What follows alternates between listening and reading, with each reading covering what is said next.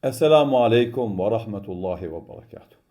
Imam Ibn Qayyim rahimullahu ta'ala thot, porosia e cila është shumë e përshtatshme për ditët e bekuara të Ramazanit që jetojmë na. Thot bamirësi, sadaka dhanësi, është i mbrojtur nga Allahu subhanahu wa ta'ala. E mbron sadakaja dhe bamirësia e tij. Allah i madhëshëm jep atij një mbrojtje që e mbron atë.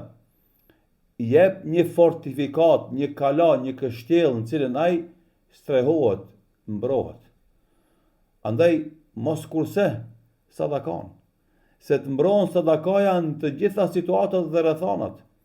Atëherë kur ki mas shumë probleme, atëherë kur ki mas shumë strese, atëherë kur mas shumë shqetësime, mas shumë presione, mas shumë trysni, sadakaja është ajo që të mbron, të ndihmon.